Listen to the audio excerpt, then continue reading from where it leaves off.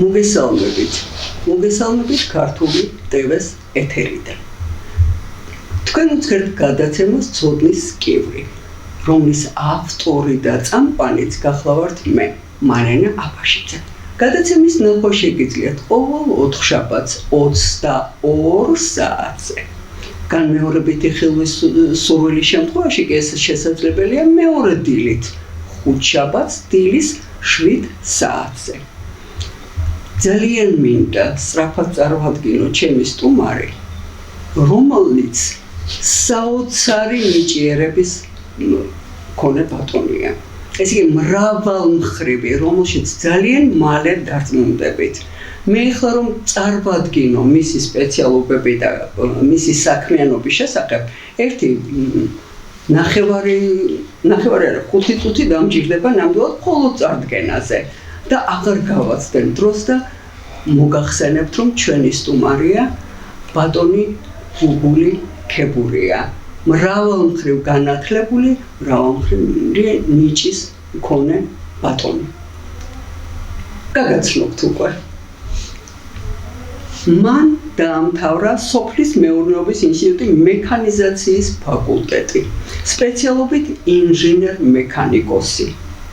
თბილისის ივანე ჯავახიშვილის სახელობის სახელმწიფო უნივერსიტეტის ფილოსოფიის ფაკულტეტი.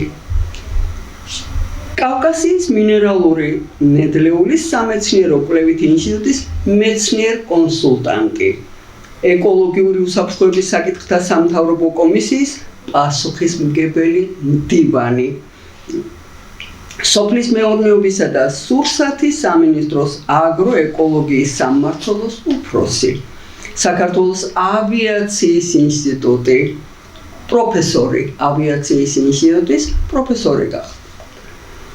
პროფესიით ეკოლოგი, მწერალი, მთარგმნელი, ისტორიკოსი და კიდევ ვინიცის რამდენი ნიჭის მქონე ბატონი გახლავთ. 2010 წელს მისი სამეცნიერო ნაშრომი კაცობრიობის ეკოლოგიური უსაფრთხოების კონცეფცია საქართველოს ეროვნული მეცნიერებათა აკადემიის რეკომენდაციით აღინიშნა საქართველოს ეროვნული პრემიით. თბილისის საავიაციო უნივერსიტეტში კითხულობდა ლექციებს ავიაციისა და ჰაერნაოსნობის ისტორიის შესახებ.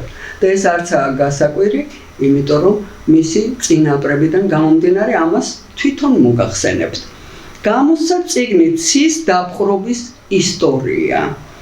ოცნებიდან რეალობამდე, ავტორია ლექსებისა და პროზის კრებულის. არა გამოგონილი ისტორიები. აგრეთვე გამოცემული აქვს ქართული პოეზიისა და პროზის თარგმანების წიგნი და როთა რუსთაველის ვეფხისტყაოსნის მოკლე შინაარსი, პოეტური ფორმით რუსულ ენაზე. რუსულს ფლობს როგორც მშობლიურს და აგრეთვე ფლობს ფრანგულს. ფრანგულიდანაც აქვს ნათარგმნები. ამდენად საოცრად ნიჭიერი ბატონი მყავს დღეს თქვენთან სტუმრად მოწვეული და უღრმესი მადლობა მინდა მოვახსენო მას, რომ მობრძანდა და თქვენთან სასაუბროდ დრო გამოძებნა. ჯილდოები. მისი ჯილდოები გახლავთ შრომის ღირსების ორდენი და მედლები. საქართველოს მწვანეთა კავშირის წევრი, საქართველოს მწერალთა შემოქმედებითი კავშირის წევრი, პუშკინის საზოგადოება არიონის წევრი, საერთაშორისო კულტურულ საგანმანათლებლო კავშირის რუსული კლუბის წევრი.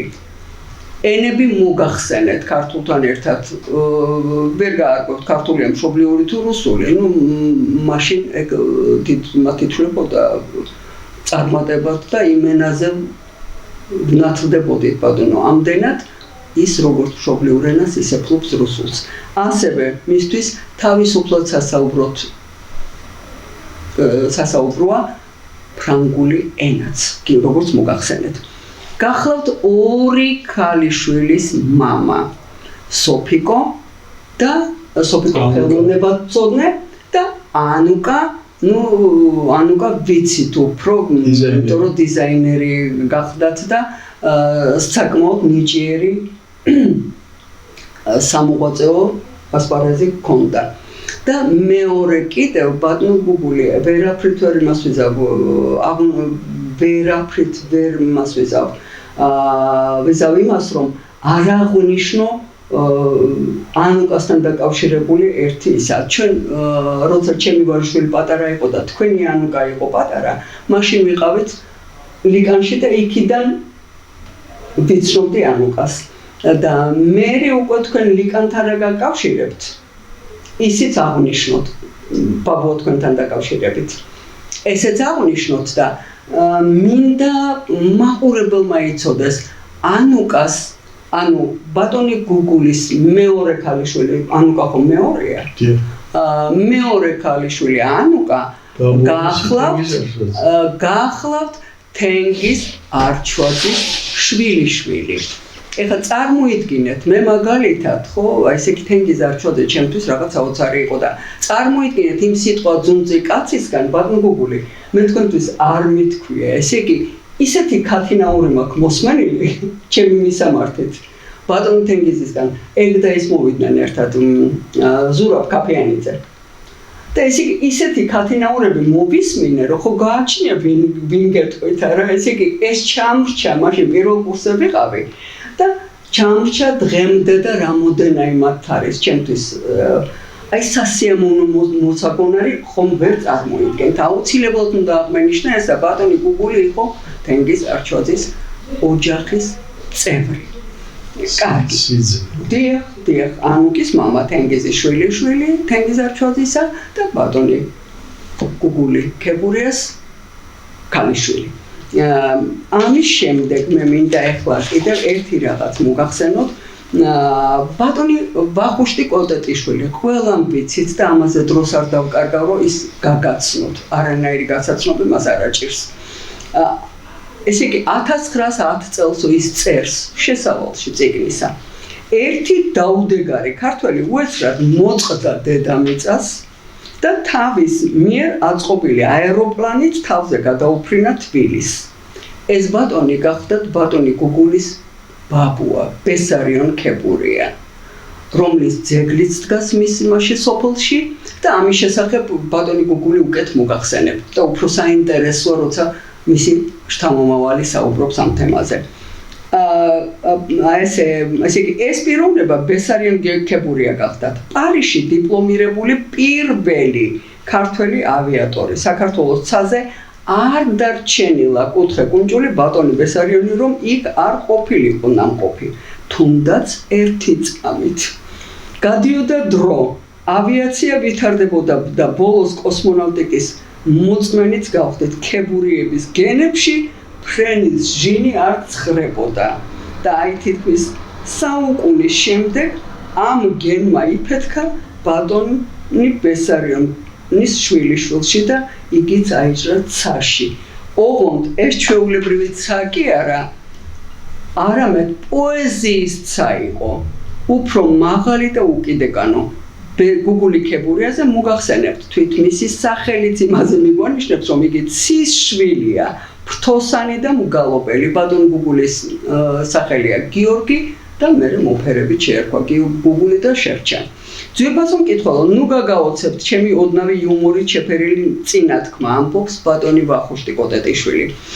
ამ შესანიშნავი წიგნისა მისი ავტორი ჩემი ძველი სიჭაბუკის მეგობარია და მიხარია, რომ მერგო პატივი წარმოგიდგინოთ მისი ორიგინალური და მთარგმნელობითი შემოქმედება. გუგული ქებურია მიუხედავად თავის ტექნიკური განათლებისა, კარგა ხანია წარმატებით მოღვაწეობს მუზათა საუფლოში, რაშიც დარწმუნდებით სულმალე. მჯერა რომ ეს წიგნიც გაიგნებს გზას კითხველთა გულებისაკენ და არაფრით არ შემიძლია ბატონმა გუგულიმ შეიძლება გამიპროტესტოს, მაგრამ უნდა აღვნიშნო აუცილებლად, რომ ერთმა ძალიან წარმატებულმა ქალბატონმა მასზე აღნიშნა, როცა შეაფასა აქ ერთი ძალიან ისეთი ფრაზით. ქალთა გულების მყრობელი უწოდა და არც ისე თუ უშედეგოდ. ნამდვილად იყო ეგეთი რამ. ბატონო გუგული, ეხლა იცით რა, იმდენი გაგვცა საუბრო, რომ მე აღარ დაგაკარგვიებთ თქვენ დროს და იქნებ ისმით და არ დაგვავიწყდეს ასევე სოფოს შვილიშვილის საქმიანობის შესახებ. იმიტომ რომ ნევროლოგი რომელია ხო სოფოსის არის. Აი ესეც აღნიშნოთ თუნდაც ერთი წინადადებით, იმიტომ რომ სრული შთაბეჭდილება შეექმნეს მაყურებელს თუ რა შთამომავლობა დატოვა ბატონმა ბესარიონ გუგუშვილმა. კებურია რეკაკა. ბატონ გუგული, თქვენია დრო ეხლა უკვე და თუ რამე დასამატებელია რაც მოვახსენე მაყურებელს გაძგლებთ ნებართვას და თუ არა, მაშინ უკვე შევეჭიდოთ ამ მასალას. უპირველეს ყოვლისა მე მინდა მადლობა მოგახსენოთ თქვენ ტელევიზიაში მოპატიჟებისათვის. მადლობა თქვენ. მივესალმები მაყურებელს და მსმენელს.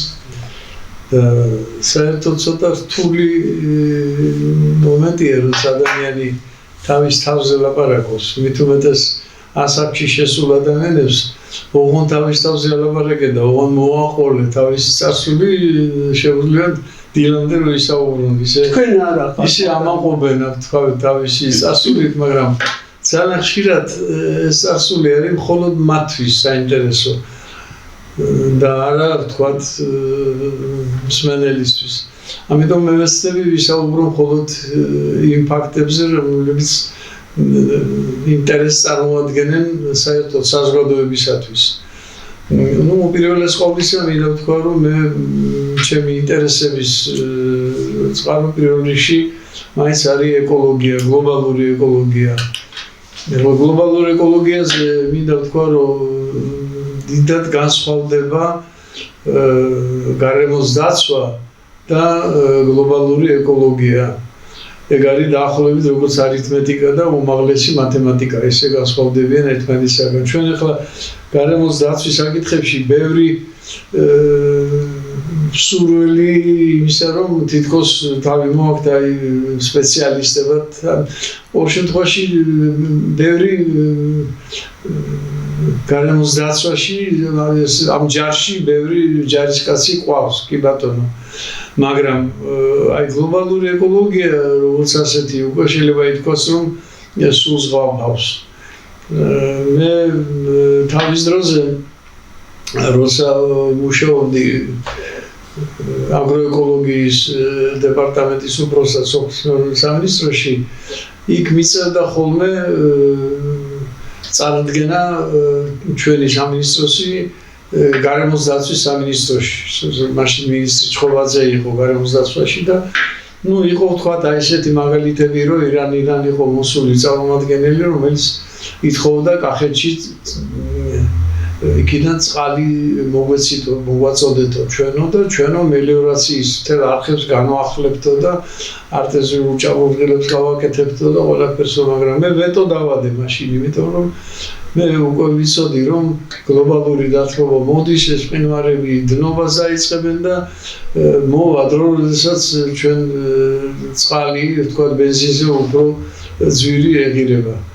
ეს არ მოეწონათ მაშინ სამინისტროში და მე თვითონ შევთავაზე მაშინ ესეთი უცნაური წინადადებით, რომ მე გადავალ მოადგილედ თქო და იქ მყავდა მომზადებული ერთი ქალბატონი ეკოლოგიის დარგში და ის დანიშნეს უფროსად და მე თავისუფალი დრო გამოვიყენე იმისათვის შედარებით, რომ დამეწერა ეკოლოგიური უსაფრთხოების კონცეფცია. სადაც ვთქვათ განვიხილე და დავგეგმე უკვე ის ღონისძიებები, რომელთა განხორციელება წარდგებოდა სახელმწიფოს თავს.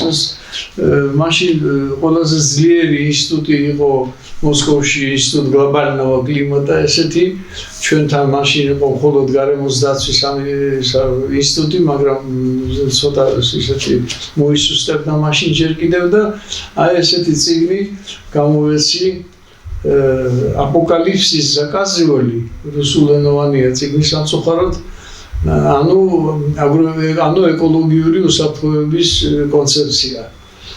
და ეს კონცეფცია მაშინ მე გავაკეთე თქვა ანოტაციები ქართულად, ანოტაციები გავაკეთე ინგლისურად რუსულად და ეს ყველაფერი მეცნიერებათა აკადემიამ წარადგინა ეროვნულ პრემიაზე. პრემია კი მომწეს, მაგრამ არ წაუკითხავთ მაშინ, იმიტომ რომ გარემოს დაცვის ინსტიტუტი გააუქმეს. მაშინ 10 კვლევის სამეცნიერო ინსტიტუტის დირექტორმა ჩემ წერილზე მოაწერეს ხელი და შეუტანეთ შევარდნაძეს ჩვენ მაშინ რომ ესეთი სამეცნიერო ცენტრი შექმნილიყო, რომ რაღაც პრევენციის ზომები უკვე შეგვემუშავებინა იქ. მაგრამ მოაწერა ედორმა ხელი, მე პასუხისმგებელი მდივანი ვიყავი კომისიის, რომელიც თქვა თავრობაში იქნებოდა, მრჩევლადაც ვიყავი, თქვა მრჩეველი ეკოლოგიურ საკითხებში, მაგრამ მეორე დღეს მე მიშანდალია მაგის ჩიგი ჩაიდა, შემდეგ ესე იგი დაილია ეს ეკთემა, როგორც ასეთი დაიხურა. ნუ სამწუხაროდ ეხლა ჩვენ რო გვიდოდოს კიდევაც ძალიან გაგვიჭირდება ესეთი ინსტიტუტის შექმნა, იმიტომ რომ სპეციალისტები გლობალურ ეკოლოგიაში ჩვენ თითქმის აღარ აყავს.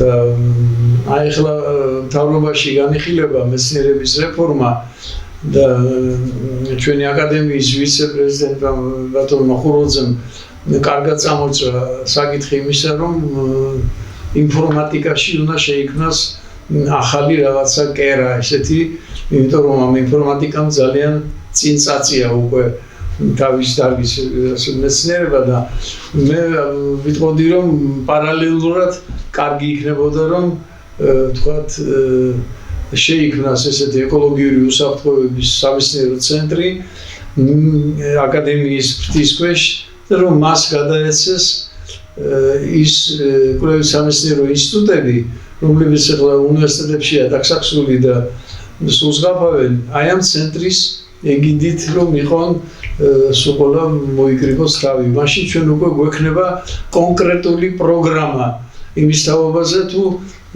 როგორ დავხვდეთ აი ამ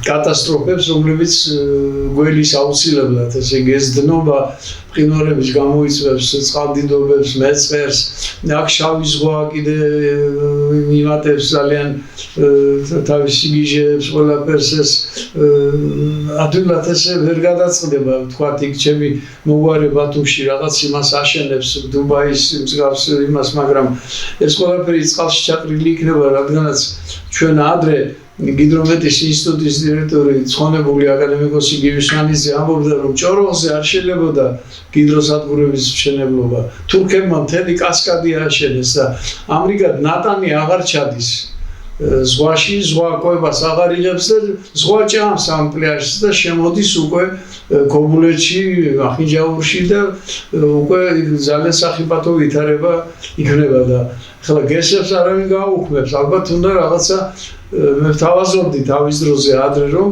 უნდა რომელიმე მთას ვთქვათ დაუყენო ტექნიკა და იქიდან წამოიღონ ხრეში და ეს ყველაფერი ჩაიყაროს ჭოროხში და მერე ჭოროხი თვითონ გაანაწილებდა რაღაცნაირად და ეს ნაპირი შეიძლება გადარჩენილიყო მასე. ნახოთ, იმედია რომ ჩემს რჩევებს გაითვალისწინებენ. ეხლა ეს ერთი დარგი, რომელსაც მე ვთქვათ, რომელშიც ადრე მოვაწეობდი.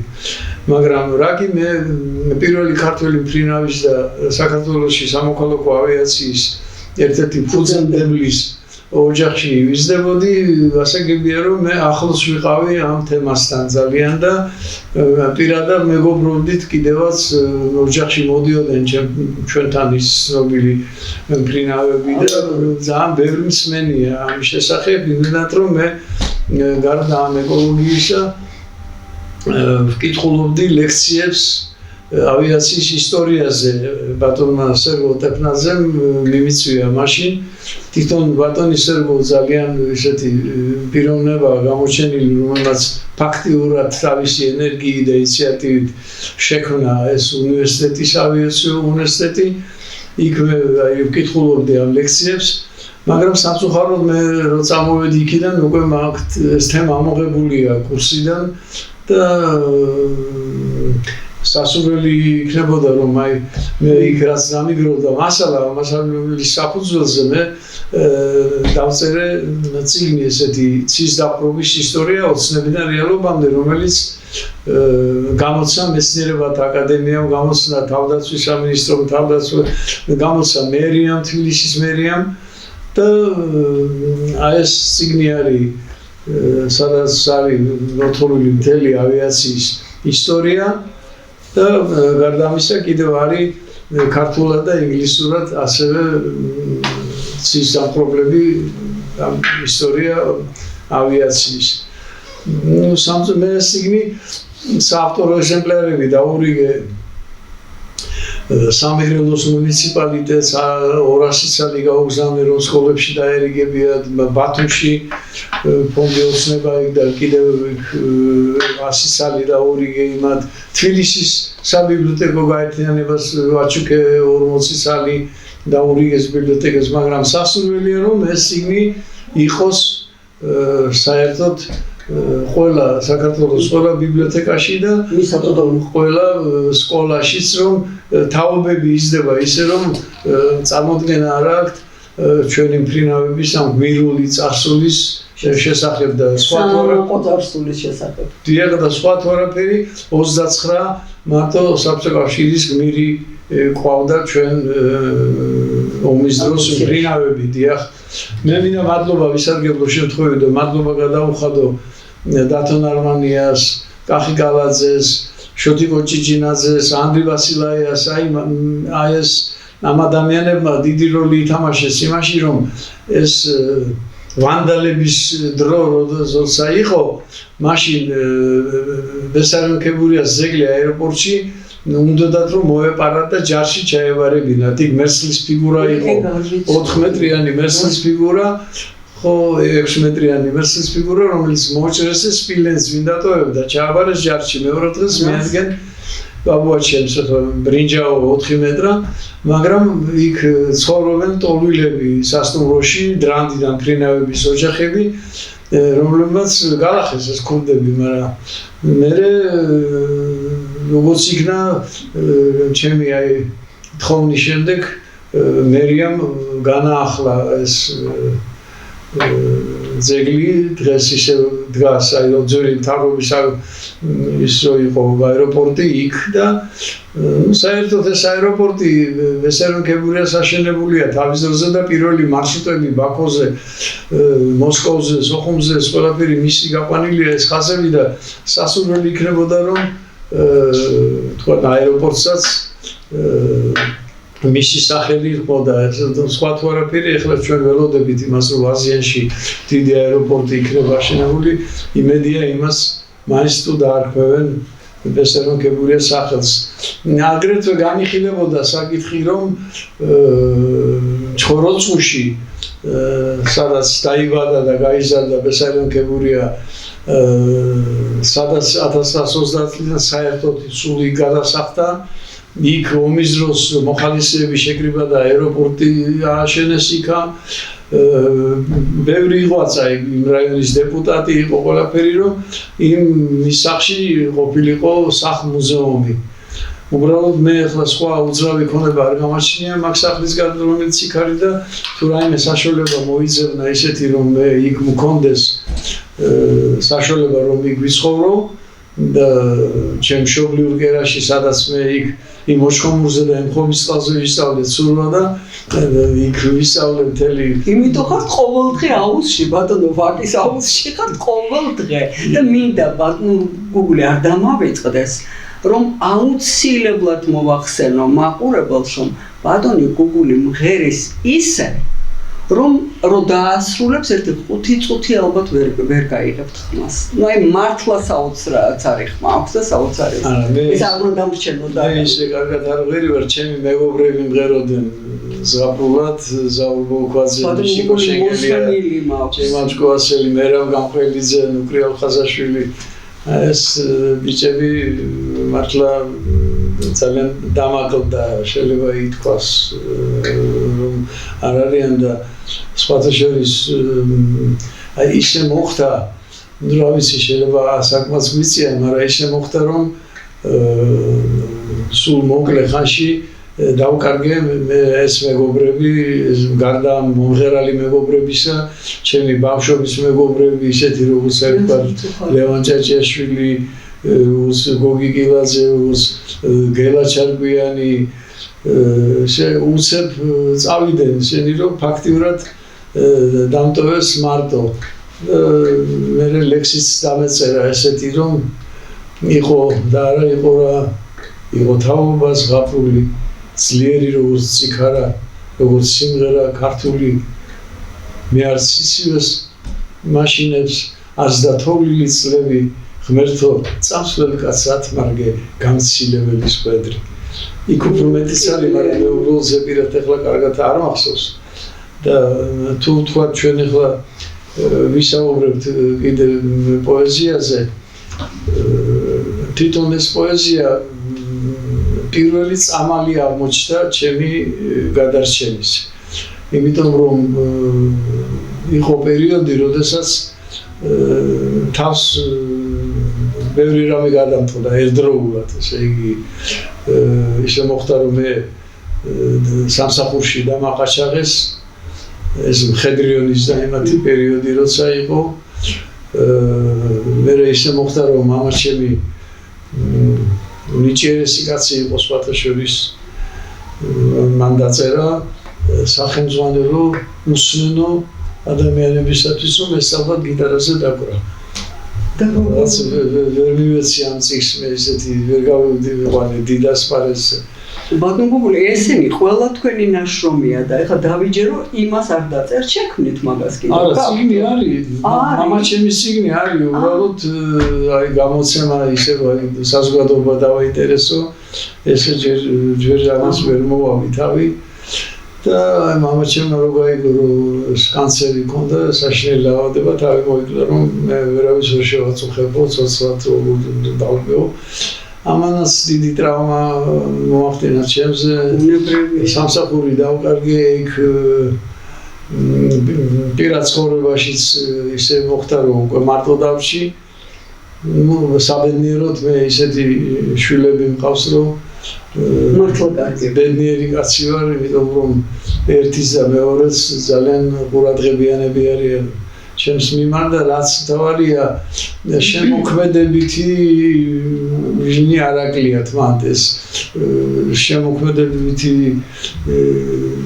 თავის რეალიზაციის ნიჭი გამოყვა ორივეს უფროსი არის ქალიშვილი ხელოვნებად ვწოდნე მან ახლა ნანა იოსელიანთან ერთად დიდი ოთარ იოსელიანის ქალიშვილთან ერთად სახელმძღვანელოები დაწერეს ხელოვნების ისტორიის თავობაზე სკოლებისთვის არის ეგ საშვილიშვილო საქმეა ძალიან საინტერესო ამუკა კიდევ დიზაინერია და ამ ხატვის ზემის ნიჭი უფრო ალბათ თენგიზ აჩოძისგან გამოყვა თენგიზი კარგად ხატავდა მე მადამას ვერ ხატავ მე უფრო ხაზოლობით გეომეტრიაში შემიძლია ნებისმიერი ფიგურა გავჭერდა და დავხაზო მაგრამ აი ესეთი ხატრული ხატვის უნარი არ მქონია ეს ალბათ იმას გაყვა ესეთი და არის ძალიან ნიჭიერი დიზაინერი და ну იმედი მაქვს რომ ჩემი შთამომავლობას მაგას გაყვება ანუკას აღნიშნეთ რა ძალიან კარგი ქალიშვილი ყავს ნატუკა ხუნდაძე რომელიც სასურვო ბიზნესში არის ცოტა სხვა დარგია თუმცა ეს მოითხოვს ძალიან ბევრი ნიჭიერებას თავის საქმეში და ბიჭი იზრდება ჯერ 6 წლისა, მაგრამ ისეთია რომ აღთვალებულები ვართ სულ ყველა ისეთი ნიჭიერი არსება არის ძალიან კარგად უკვე ხატავს კიდევაც და ნუ ამ ხუჩა ვარასხელიამ ხო გადარიან მთელი საქართველო და ყველას ფეხბურთი უნდა უკვე და ისეთი დაობაც მოდის რომელიც ამბობს რომ სულ არ მინდა სწავლო კაცო ფეხბურთი თამაშები ის არიციან იმ ფეხბურთსაც ძალიან დიდი შრომა უნდა არასაკვირველი ამას უფრო ისეთი აი გამოთვლით მანქანებში და ემებში უფრო იქ ივაშკაცებს ძალიან ისეთი სხარტი ტვინი აქვს სოფიკოს შვილები გიორგი ფილოსოფოსია ტულუზაში უკვე დაისვა დისერტაცია და უკვე იქ ტულუზაში ლექციებს კითხულობს და ნინოსა ავსტრიაშია ნეირობიოლოგიაში არის და ნეირობიოლოგია მოიხსენება ტვინის კვლევა ხვალინდელი დღის მეცნიერება იმიტომ რომ იმდენი რამე აღმოვაჩინეს ჩვენ ახლა ამ ტვინში ჩვენ არც ვიცოდით რომ მაგალითად თურმე გულსაც თავისი ტვინი ქონია და ფაქტიურად ადამიანის ტვინს უფრო გული კარნახობს გულის ტვინი მის მოქმედებას და მისი ცხოვრების გზის მკვლელია ასე ვთქვათ ისე რომ ძალიან ბევრ სენსაციებს ველოდებით ამ დარგში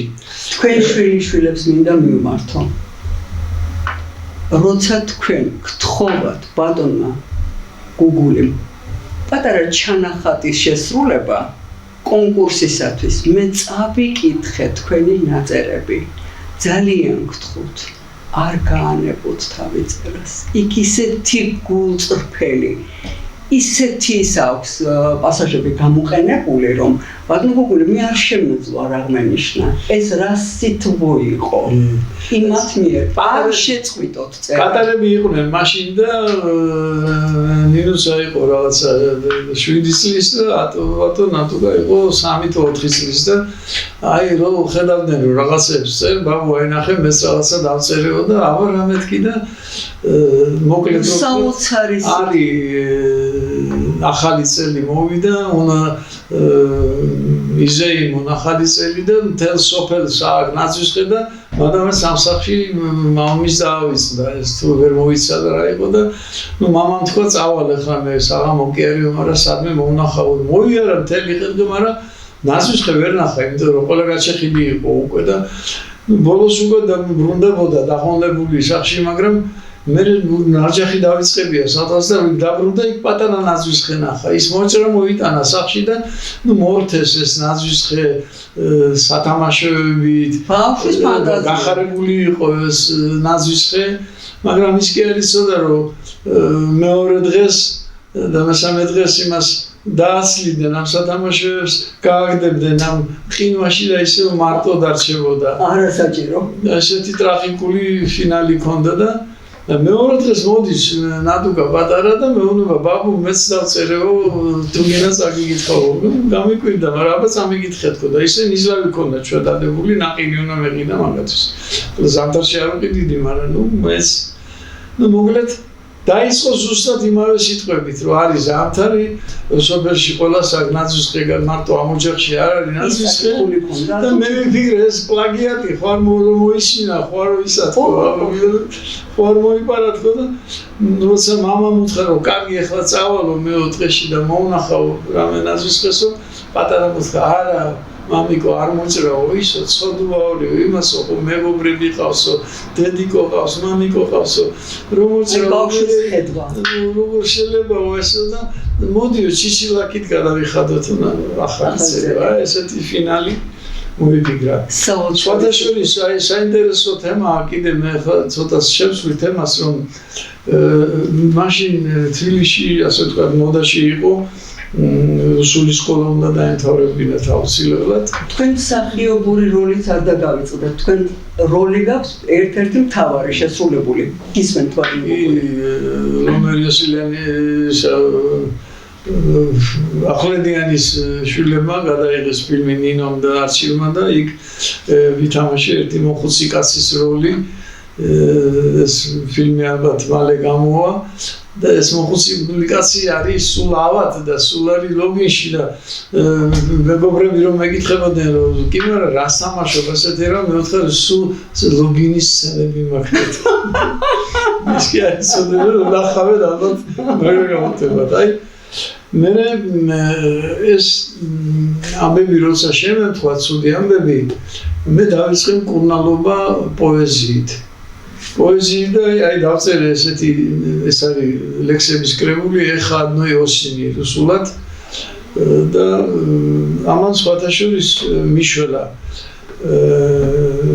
მე გადავედი უკვე პროზაზე ეს არის ისტორიები რომლებიც ნამდვილში რაც მართლა მომხდარა ჩემს ცხოვრებაში მაგრამ ისეთი მხატვრული იერინეცი ამას ყველაფერს მე დავწერე აი პიესები მაქვს 3 პიესა ну მართალია ჯერ ვერ ვნახე ვინც ამას ვთქვათ ხელს მოკიდებდა და ჩაეჭიდება ხო იმიტომ რომ ხო იგივე რობიკოს ნურვა ვთქვათ ჩემ პარალელურ კლასში სწავლობდა და უსამბობდა გუგული რო არ აქებურე მე რეჟისორი არ ვიქნებოდი იმიტომ რომ მაშინ მე ოლიმპიადებს ვატარებდი ჩვენ სკოლაში იყო სათიანი პროგრამა ყველა კლასს ჰქონდა რობიკო არაფერი რაღაცას უკრავდა ხოლმე იქა ჩვენ პიესებს გავდით იქ ყავდა სურმამა მე პიონერთა სასახლეში გადავედით იქ ვითამაშეთ ლენინზე იყო ერთი პიესა მე გენერალ დეპარტამენტად დურნაოს ვთამაშობდი რომელმაც ლენინის ძმა მოკლა შეყვარებული ვიყავი მაშინ ლენინის დედაში ახალგაზრდა გოგო იყო რომელიც მოსკოვში წავიდა და იქ გიტიში დაამთავრა და ლენინის ძმა მომაკლა მაგრამ ვეღარ მოასწავლე პიესა დამთავრდა მე მომგიდე ხელი აი ესე თარგმანებს ესე იგი რუსული, ფრანგული და იაპონური პოეზია თარგმნე ქართულად ну ამაში მომცეს ნაირ პრემიები მართალია ფული არ მომციათ მაგრამ პრემიები კი მომცეს მე ყველაფერი წინ მე ბოლოს გამოვეცი აი ესეთი ჩემი უკვე ქართული პოეზია და ნარკვევები ჩემი ქართულად ესეც მე ვფიქრობ რომ საინტერესოა თუნდაც იმ თვალსაზრისით რომ ასახავს იმ ოქროს თაობას ვეძახით ხოლმე ჩვენ სოფიშვილებში მოცეკვავებს მაგრამ ოქროს თაობა მთელ თბილისში იყო მაშინ თბილისში რუსთაველზე გავლას არაფერი ჯობდა მაშინ ისეთი ჯიშიანი ლამაზი ბიჭები და გოგოები დადიოდნენ და ყველამ თითო სიტყვა რაღაცა თქვეს მაშინ აი მე მაშენგელაევმა ერლო მახვლედიანმა და ბევრმა ბათიაშვილები ხო მე ისე გავმედე და ვთარგმნე ვეფხის ყაოსნის აი ესეთი მოკლე შინაარსი გავაკეთე პოეტური ეს რუსთაველის ინსტიტუტის წამყვანმა სპეციალისტებმა შეაბასეს რეცენზიას დამწერეს აქვს წინა სიტყვაობაც არის სხვათა შორის ამ წიგნში არის სტალინის 2 ტაიპი რომელიც მაგან თვითონ თარგმნა როცა ნუცუბიძე თარგმნიდა ვეფხის ყაოსანს მაშინ თვითონ თარგმნა მაშინ ბატონმა შალმა კითხა რომ ეს გამოაქვეყნო თუ არაო და არ გინდაო მაგრამ ნუ მე მაინც ეს 2 ტაიპი არის აქ რომელსაც სტალინი მე მაგიდე 10 მცნების გალექსილი რუსულად თარგმანი მამუკა ცხონებულმა საბუქვაძემ გალექსა 10 მცნება და მე გავექსე ესე რუსულად და ეს გამოცემული იყო უწმინდესის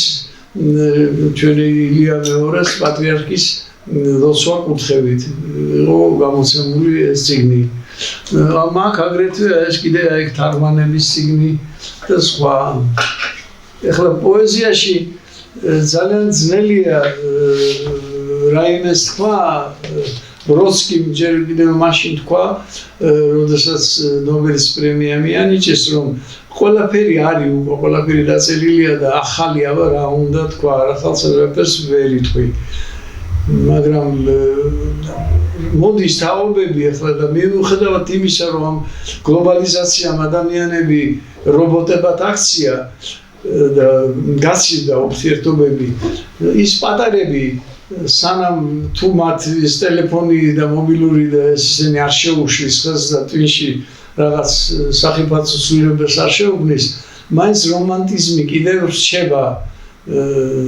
სულის აი რაღაც გასახარად და ამიტომ პოეზია ალბათ როცა პოეზია მოხდება ის ცივილიზაციაც იმ დღესვე უნდა ჩაითვალოს გარდაცვლილად.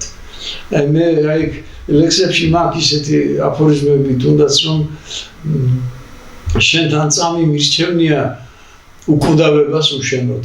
აი ეს არის ჩემი სიყვარულის ინტერპრეტაცია. სიყვარული მე ასე მასწავლაბები ერთ ჩემი გზირა ძირითადად და იმან მასწავლა რომ სიყვარული არის ფორმულა არის ძალიან მარტივი. სიყვარული არის როცა სხვა ადამიანი გიყვარს შენ თავზე უფრო მეტად. ყველაფერი დანარჩენი ის ბილიკებია ამ დიდ იმასთან მსწორვალთან ევერესტთან მისასვლელი. სიზმრად გნახე ვერ მიცანი, ნუ თუ არ გებრალები, სადარ ვიყავ ვინ არ ვნახე, ყველგან შენ მელანდები. წამით შენი ნახვისათვის 900-ს გადავიმენდი, რომ ვიცოდე სიზმრად გნახავ, სულ არ გავიგრძელდი. აღარ მჯერა სიყვარულის, აღარ ველი გაზაფხულს, მაგრამ სიზმარში რომ გნახო, რით უშველო ჩემ გულს. მე დასასრული და მე გავიხსენო დიდი კონსტანტინე გამსახურდიან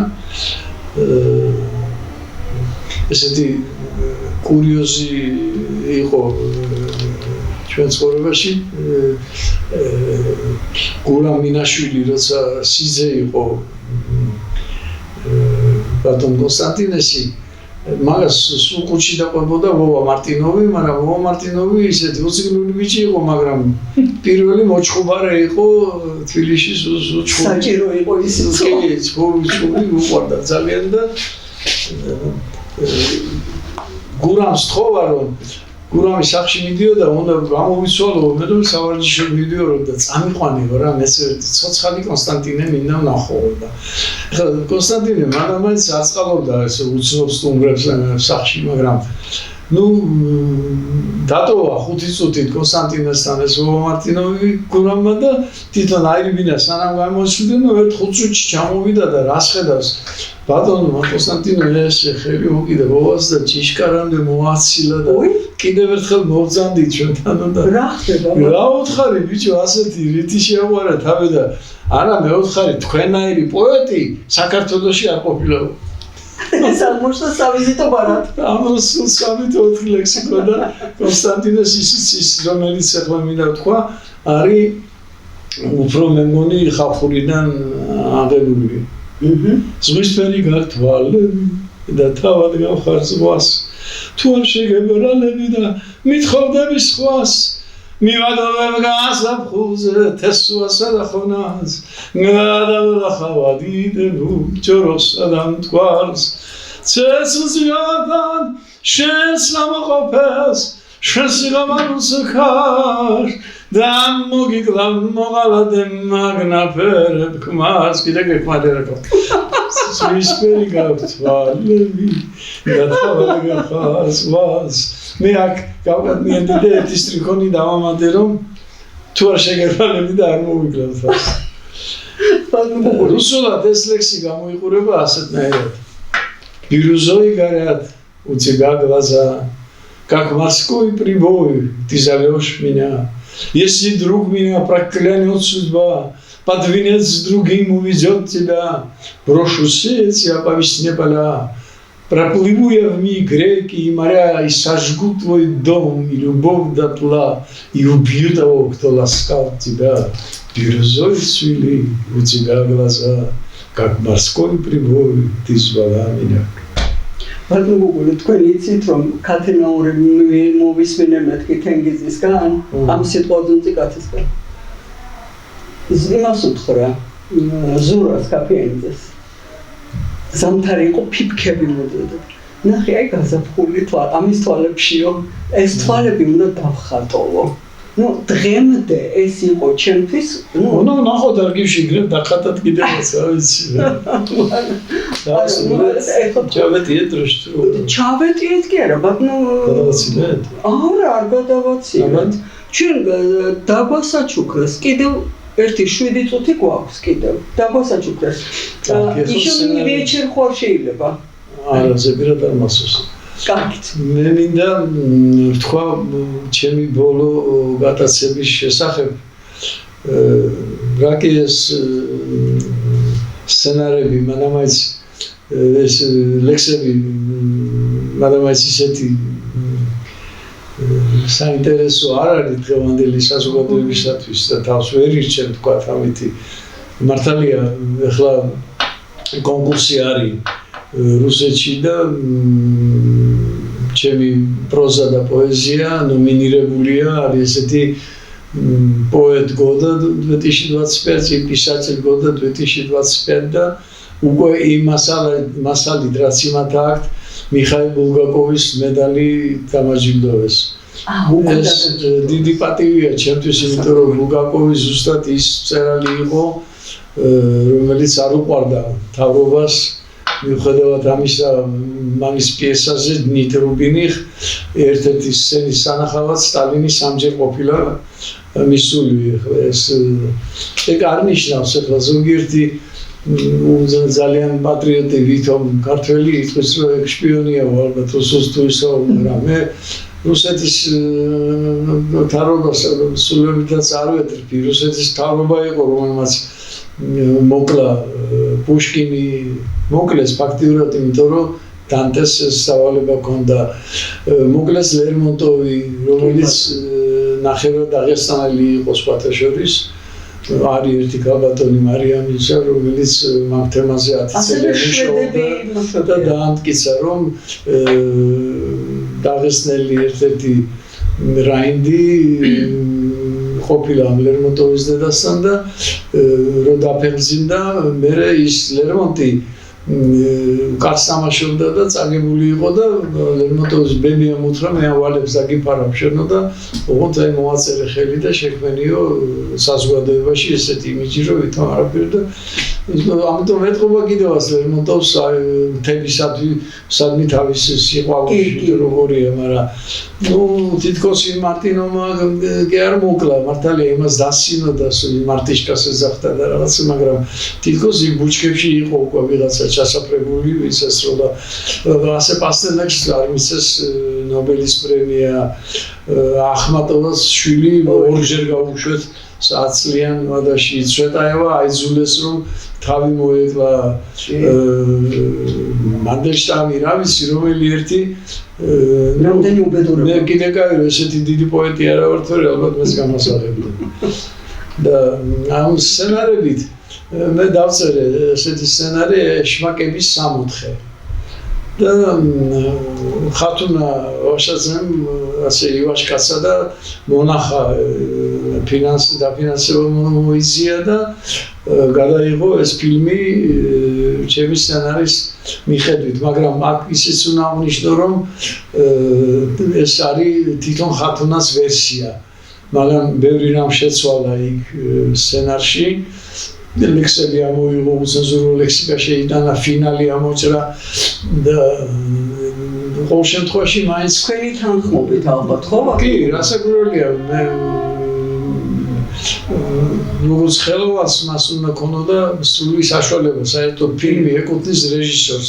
მართალია სცენარისტი ბევრი ამას წერს, მაგრამ სული შანთქმელი მაინც რეჟისორია. მან თავისი ფილმი გააკეთა და მე იმედი მაქვს, რომ ჩემი სცენარის მიხედვით კიდევ რო გადავიღებთ ფილმს, სადაც უკვე ის ფინალი იქნება, იმიტომ რომ იქ არის საუბარი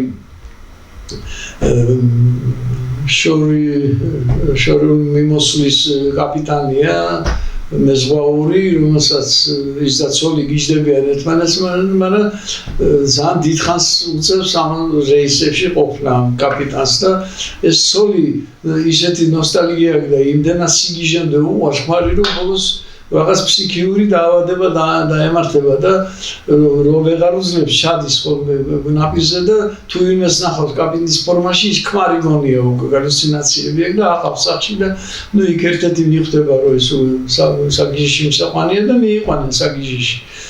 მაგრამ საგიჟეში როცა არის, გაიგებს, რომ ეს კაპიტანი უკვე ქალაქშია ჩამოვიდა, აღარ გადის რეისებში და უკვე ეჭვიანობის ნიადაგზე მირვის იცის, რომ ის რესტორანში იქნება იმ საღამოს, მირვის იქ სახში მიდის, იარაღს იღებს და ამ იარაღით მირვის ამ რესტორანში რო ესროლოს და ამ დროს კაპიტანი იქ შეუცვლის ფორმას თავის სამეგობროდ გაჩენილ ერთად პოეტს და იმ პოეტის კურთკას ჩაეცმებს და თავის იმას მიცემს ფორმა კიტელს იმას და სოლი რო შემოვა დაინახავს, რომ ოფიციანტთან ცეკვავს კაპიტანი. სინამდვილეში ქმარი ცეკვავენ და ესურის, მაგრამ არანაირ ინახავს იარაღს დატენილ სახში და სარიელი ის არის და რომ მოტრიალდება უცებ დაინახავს თავის ქმარს და აი აქ არის საინტერესო მომენტი, კულმინაცია, რომ მიუხედავად იმისა, რომ ამ ქმარმა იცოდა ამას რა ჭირდა, ამ ქალს ამ სიგიჟე ჰქონდა, მოუწევ ერთმანეთი რომ დაინახეს ამ სიყვარულის მაგნიტმა ითამაშა თავისი ძალა გამოიჩინა და ესენი დაუახლოვდნენ ერთმანეთს და ჩაეხუტნენ ერთმანეთს უკვე მონატრეული გზნობით აი ქიმიამ თავისი როლი ითამაშა და ქმარმა უთხრა რომ კი მაგრამ მე იარაღსო იქ უჯრაში ვინახავ და კარგია შემდეგისთვის გავითვალისწინებ მეწოდინე მოუყვა ეს მაგ 1-4 სცენარი აი განსაკუთრებით მინდა თქვა ის რომ არის ბაბუაჩილზე როცა ის საფრანგეთში სწავლობდა და მე საქართველოს ეპოპეა მაგისი მხატვრული ფილმი არის ასეთი სცენარი რომელიც მაგ ფრანგულად, ინგლისურად, რუსულად, ქართულად, რა ვიცი, მაგრამ ის სპონსორი ვერ ნახე რომ ვინმე ხელი მოგიდოს და ჩვენი ოლიგარხები სულთქვილა იკავებენ თავს, იმიტომ რომ რასაც ჩადებენ 100 იმდენს ამოიღებენ ეს საზღვარგარეთ ისეთი ფილმი იყო და ბოლოს რაც თავარია კიდე სხვა 4 სცენარებს შორის მაგ სცენარი ქართულ ალპინისტებზე. პოლიტიკა ეს თემა დაუმსახურებლად არის დავიწყებული. იმიტომ ჩვენ მთელი სკოლა იყო ჯაფარიძეების. რამდენი მეგობარი მე თვითონ დავკარგე იგივე კუხიანიძე, იგივე რომელი ერთი გითხრათ შეეწირენ აი გურანტიკანაძე შეეწირენ აი ამ უშბიზების და იქ პანიკზე კიდე იქაც ჯაფარიძეები საშენებლებას მაგრამ მიუხედავად ამისა არის რაღაცა საოცარი ძალა რომელიც აი ეს შიშველ კედელზე გახინულ კედელზე მაინც ზოგი მაგამისი სახლიდან არ გამოდის და პირიქით აი ვახთ ეს ტოვა რომ გავიდნენ და დაიპყრონ ეს პიკი რომ მე უკვე სულ სხვანაირად აღიქვამენ ქვეყანას და თავის თავსაც და ეგ არის ამ თემაში არის ამ ქართველებზე ისეთი მომენტია დაჭერილი რომ თქვენ მოგეხსენებათ რომ იოგები ისეთი მედიტაციის საშუალებით აღწევენ იმას რომ პულს თითქმის აჩერებენ და გულისემას და მისაში თხრიან იმათ ერთი კვირით მერე გამოთხრიან და მერე ისევ უბრუნდებიან იმათ და ეს რომ გადალახონ ის 8000-იანი სიკვდილის ზონა ზემოთ სადაც უკვე ჟანგბადი ცოტაა და ადამიანი პეროძებს ტკბილად იძინებს და ამ ძილში სიზმარში იყინება და ევერესტზე 300 გვამია ეხლა რომელიც ვერაფრით ვერ ჩამოიტანეს ქვემოთ იმიტომ რომ იქ უკვე ის ძალა გამოვლეული ხარ აღარაფრის თავი არ აქვს ჩამოიყვანო შენი და აი ეს გმირი ცდილობს ეს მედიტაცია შეისწავლოს ისეთნაირად რომ იქ რომ მოხდება უშბაზე ხდება ეს ანდიციმავლეზე ღამე რჩება იქ რამოდენიმე ღამე რომ მერე შესლოს და მედიტაციის საშუალებით ესე იგი სიცოცხლეს დაუბრუნდეს მაინც და ეს ასეც ხდება სხვათა შორის და დედამისე უნებიან რომ კი გადარჩა ისევ კარგად არის ცოცხალია დააბრუნეს ის ასე ვთქვათ ჩამოიყვანეს იქიდან და ოღონდ ისა ფეხიაკო მოტეხილიო დედასეუნებიან დედაუნობა დედა რა ბედნიერება ფეხიეროა მოტეხილი მეტი იქნება ვარსავილის თაში ბატონო გოგული ისე მეც მაგ ფეხი მოტეხილი მაგრამ არა მოგიზეს კუსტვაზე მაინც დავზეგო ბატონო გოგული რამას უყარდა ძალიან შემომეხარჯა შემომეჭამა აი ეს ხო თქვენ გვარიცოდეთ ეგ შეუძლებელია და შემოგვეხარჯა დრო მაგრამ ბატონო გოგული არაფრით არ შემიძლია ჩემი ახტაცება და ჩემი მადლიერება არ გამოვხატოთ ჩემი წიგნის შეფასებისათვის თქვენ რომ თბილისის ენციკლოპედია უნდა მეთქვა მე სხვათა შორის ერთი წუთი გამოვჩათ ორი ვიტყვი არა ერთი წუთი გაქვთ უღრმესი მადლობა ამ შეფასებისთვის უღრმესი მადლობა რომ მოგძანდით უღრმესი მადლობა რომ არსებობთ იმიტომ რომ თქვენზე იმდენი რა ნამდვილმა თბილისელმა ბალამიცის ვინ არის გუგული გეკებურია ამდენად მე ძალიან კმაყოფილი ვარ ბატონო გუგული რომ თქვენ დრო გამოძებნეთ ამისათვის გუშინ კი არა როდის იყო ესე იგი როგორი ის ვიყავი იცით მოტივირებული იმ თქვენეული შეფასებით ხო აქვს მნიშვნელობა ხა თქვენნაირი გემოვნებიანი ადამიანი ყველა სფეროში რომ ასეთ შეფასებას მისცემს წიგნს მე დავფრინავდი. ამდენად უღრმესი მადლობა. არა, უპირველეს ყოვლისა ჯერ ესეთი მე უნდა აღნიშნო თქვენი გემოვნება. ესე იგი, ბევრი ცდილობს რომ თქვათ ვიღაცებისგან აიღოს ინტერვიუ, მაგრამ როგორი თაიგულია მაგაზია დამოკიდებული ყველაფერი. იქ ისეთი ადამიანები არიან, რომლებიც ეს დღევანდელი თაობა ამ წიგნს წაიკითხავს. ეს მაგათთვის, რა ვიცი, სკოლის სკოლაში არიგებდნენ მაქსის ისეთია, რომ როგორები იყვნენ, იმიტომ რომ უბედურება ახლა იმაშია, რომ აი ამ გლობალიზაციამ, ამ ტექნოლოგიების განვითარებამ, ამ ტელეფონებმა, ამ ინტერნეტმა უკვე ისე მოაცილა წიგნს ადამიანები, ისე მოაცილა ამ ურთიერთობას, ხო, რომ ისე უკვე მეგობარი აღარც უნდა ის მეგობარი ყავთ აგერ საკითხი ბიბლიოთეკაში სასვლა უნდა აგერ აქ ყველაფერი მზადისიო მე ვშიშობ რომ პირიქით აი ესეთი ადამიანები ეს უკანასკნელი მოგიკანები არიან ალბათ იცით რომ მე გაზრი გამიშდა მაგრამ მამაც არ კარგავ იმეც რომ მოვადრო როდესაც ამ ადამიანების ფასი დიახ აი ისევე როგორც აი მე მინდა რომ თქვა ბესარონკებურიაზე წიგნი იყოს ყველა ოჯახში რომ თაობებმა ნახონ სამაგალითო როგორი ადამიანები ვისგან აიღონ მაგალითი გეთანხმებით აუცილებელია უღრმესი მადლობა ბატონ გუგური თქვენ ვერ წარმოიდგენთ რა სამკაული ხართ ახლა აი ამ ნამეტას ნუ შემარკეთ თქო დავიჯერებთ უნდა დაიჯეროთ ბატონ გუგური აი ეს რომ თუ სულ თქვენია და ის ადამიანობა და იმ ბაშკაცობაზე, რაზედაც მე ვისმენ ხოლმე თქვენ შესახებ, ეს აუცილებლად საჭიროა, რომ იცოდეს მომავალმა თაობამ, ვის მიბაძონ. უღრმესი მადლობა თქვენი დროისთვის და ველოდები ვინმეს, ვინც მოკიდებს ჩემს სცენარებს ხელს. ამით გემშვიდობები. ამ იმედით გემშვიდობები. უირა ბედნიერება იქნება თუ აქედან მოსმენილი ვინმესთვის იქნება. კარგი.